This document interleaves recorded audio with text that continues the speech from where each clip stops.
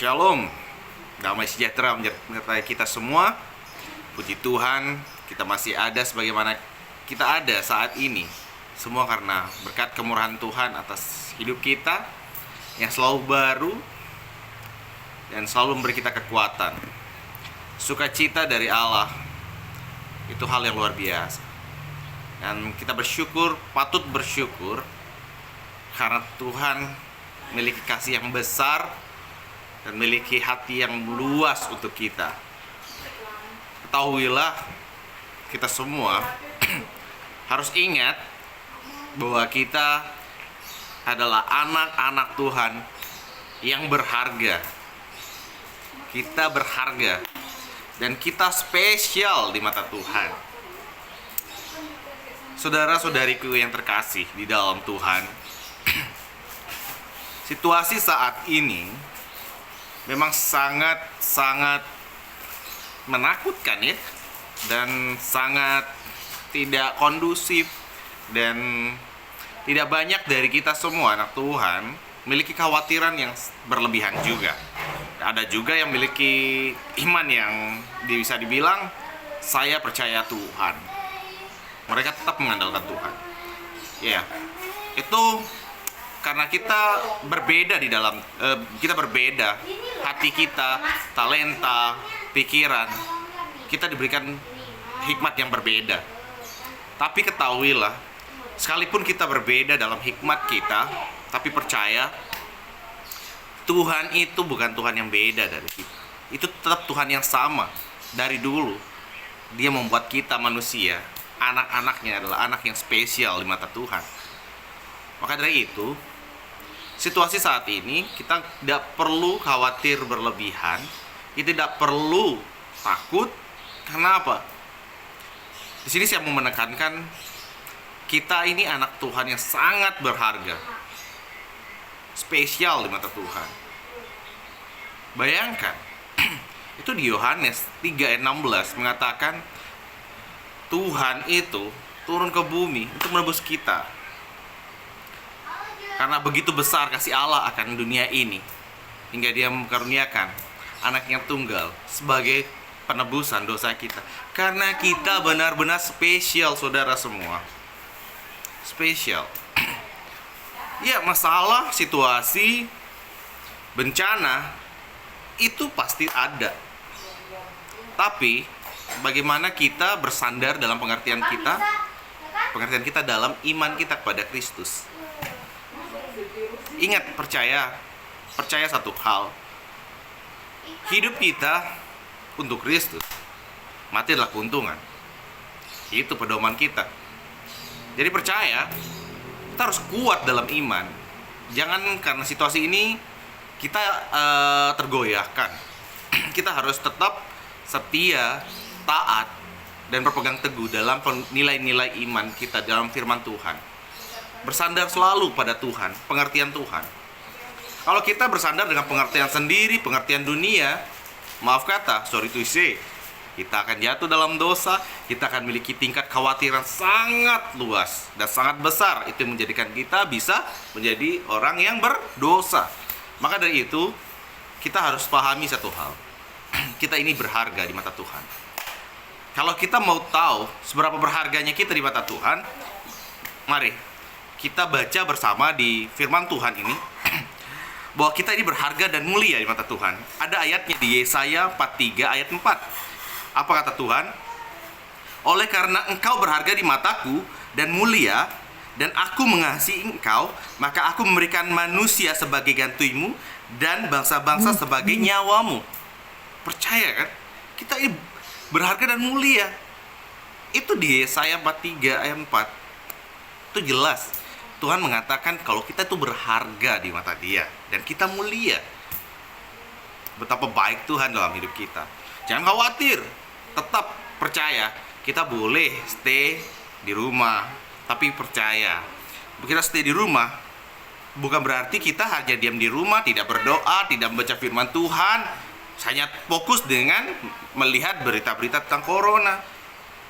Tidak. Kita stay di rumah, tapi untuk memperdalam, untuk memperbaiki, untuk menguatkan kita yaitu kita baca firman Tuhan dan berdoa. Ingat, kita berdoa, oke? Kita harus menjadi yang benar-benar memiliki hati yang benar, iman yang benar, taat dalam Tuhan. Dan kita buka lagi seperti yang tadi saya bilang, kalau kita ini dikasihi Tuhan, Tuhan mengasihi kita semua. Kita buka di Yohanes 3 ayat 16 tadi. Karena begitu besar kasih Allah ke dunia ini, hingga dia mengaruniakan anaknya tunggal sebagai persembahan untuk kita semua, penebusan dosa kita semua. Percayalah saudara-saudariku, kita ini sangat berharga dan mulia dan dikasihi sama Tuhan. Sangat luar biasa. Kita hidup di dunia ini untuk belajar, untuk menjadi pribadi yang dikenankan Tuhan. Ingat, Tuhan sudah memberikan kita mahkota. Dia memberikan kita mahkota, dan jangan kita sia-siakan mahkota itu, dan kita mengurangi rasa percaya kita pada Tuhan. Tetap kuat, tetap kita miliki iman yang teguh dalam Tuhan. Stay di rumah, diam di rumah, bukan hanya untuk santai dan fokus dengan melihat berita perkembangan dari corona, tapi kita berdoa, minta hikmat Tuhan, minta Tuhan turun bekerja, dan mintalah sama Tuhan, bersandar pada Tuhan, maka kita akan selamat. Mari kita coba lagi membuka bagaimana kalau kita ini anak-anak yang diterima Tuhan. Kita ini umat yang diterima Tuhan. Ada ayatnya, Mazmur 27 ayat 10. Mari kita buka bersama. Mazmur 27 ayat 10 yang mengatakan kita diterima Tuhan. Sekalipun ayahku dan ibuku meninggalkan aku, namun Tuhan menyambut aku. Apapun kondisi kita, masalah kita, jatuh bangun kita dalam dosa, Dia tetap akan mengangkat kita. Dia akan menerima kita. Sekalipun ayah dan ibuku meninggalkan aku, namun Tuhan menyambut aku. Kita disambut oleh Tuhan. Di saat kita menyerahkan diri, memberi hidup kita pada Tuhan, Dia akan menyambut kita, saudara. Percayalah, Tuhan itu baik. Dia teramat baik. Maka dari itu kita harus bersandar terus dalam pengertian Tuhan. Jangan kita bersandar dalam pengertian dunia dan pengertian kita sendiri. Kita tidak mampu berjalan di dunia ini dengan sendiri. Karena apa? Karena berjalan dengan Tuhan, segala sesuatu diciptakannya menjadi baik dan ada tujuan untuk kemuliaan bagi nama Tuhan. Ya, kita ini anak-anak yang diampuni Tuhan. Kenapa saya bilang kita diampuni Tuhan? Seperti tadi di Yohanes juga. Yohanes 3 ayat 16 untuk mengampuni kita. Tapi di sini kita bahas di Yohanes 1 Yohanes 1. Kita buka ayatnya. Ayat 9, 1 Yohanes 1 ayat 9. Kita ini diampuni Tuhan. Jika kita mengaku dosa kita, maka Ia adalah setia dan adil, sehingga Ia akan mengampuni segala dosa kita dan menyucikan kita dari segala kejahatan kita. 1 Yohanes 1 ayat 9 tegas jelas mengatakan kita ini diampuni Tuhan. Kita diampuni Tuhan, saudaraku. Jika kita mengaku dosa kita, maka Ia adalah setia dan adil, sehingga Ia akan mengampuni segala dosa kita dan menyucikan kita dari segala kejahatan. Ya, jelas ke ayat-ayat ini bahwa kita adalah orang yang diampuni Tuhan. Di saat kita menyerahkan diri kita, menyerahkan hati kita penuh pada Tuhan, maka kita diampuni. Percaya, begitu besar kasih Allah akan hidup dunia ini. Kita ditebus oleh Dia. Kita ditebus oleh Tuhan, maka dari itu kita harus taat dan setia meminta hikmat dari Tuhan. Hikmat yang diberi Tuhan harus kita kelola dengan benar. Ya, bagaimana kita harus hidup yang baik. Kita dimampukan segala sesuatu dalam kondisi masalah dalam hidup kita, tapi tetap Tuhan memampukan kita. Percayalah, kita anak Tuhan semua dimampukan. Apapun masalah dan kondisi hidup kita, kita dimampukan Tuhan. Ada di ayatnya di Filipi 4 ayat 13. Kita buka bersama, saudara-saudaraku. Filipi 4 ayat 13.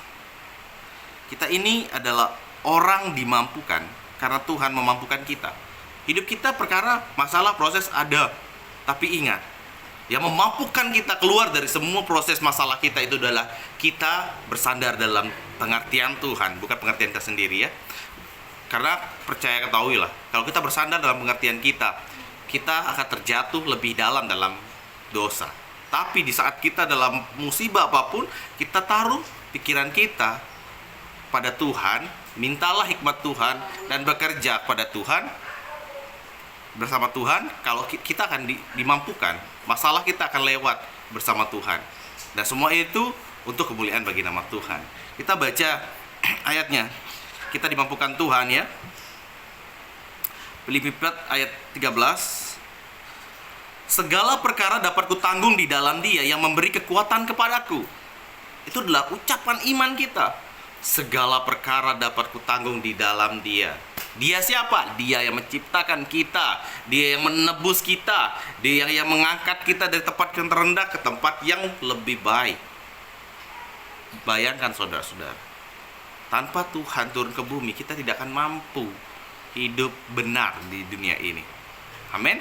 Jadi kita harus terus menaruh pengertian pikiran kita hanya kepada Tuhan. Kalau kita menggunakan pikiran kita sendiri, kita akan jatuh lebih dalam masalah kita. Tapi di saat kita menaruh pikiran kita, masalah kita bersama Tuhan, kita berjalan untuk kemuliaan bagi nama Tuhan. Kita percaya Dia yang memampukan kita. Dan percayalah saudara-saudara dan saudariku yang dikasihi Tuhan, kalau kita juga ada yang selalu, kita ini anak-anak yang disertai Tuhan. Tuhan tuh selalu setia menyertai kita. Kita buka di ayatnya di Matius 28. Matius 28 ayat 20. Kita baca bersama. Dan ajarlah mereka melakukan segala sesuatu yang telah kuperintahkan kepadamu. Dan ketahuilah aku menyertai kamu senantiasa sampai pada akhir zaman. Percaya? Dia mengatakan semua ini di firman Tuhan, mengatakan bahwa Dia menyertai kita sampai akhir zaman. Percaya? Tuhan menyertai kita. Setiap langkah kita ada Tuhan dalam hidup kita. Jadi jangan khawatir, tetap kuat, tetap teguh di dalam Tuhan. Percaya, mujizat masih tetap akan dinyatakan kalau kita berserah penuh pada Tuhan Yesus. Oke? Jadi percaya, kita diam di rumah bukan untuk fokus melihat masalah kita, bukan fokus tentang problema yang ada, dan kita bukan fokus sama hal-hal yang di luar dari kehendak Tuhan. Tapi kita bawa waktu kita di saat kita dibatasi untuk diam di rumah, kita bawa itu dalam doa. Kita mendoakan semua masalah, kita mendoakan orang yang saat ini lagi sakit, dan kita minta Tuhan turut bekerja dalam setiap masalah. Maka Tuhan akan menyertai kita. Ingat itu saudara, kita akan kuat dan mampu berjalan jika bersama Tuhan. Oke? Dan Tuhan itu adalah pribadi yang sangat spesial dan yang kita harus taati dan harus kita imani. Dan kita coba akan melihat bagaimana kita diberkati dan dilindungi oleh Tuhan. Ada ayatnya, diberkati dan dilindungi. Kurang baik apa Tuhan dalam hidup kita? Diberkati dan dilindungi. Kita buka di Bilangan 6. Kita buka di Bilangan 6 ayat 24. Tuhan memberkati engkau dan melindungi engkau. Itu ayatnya.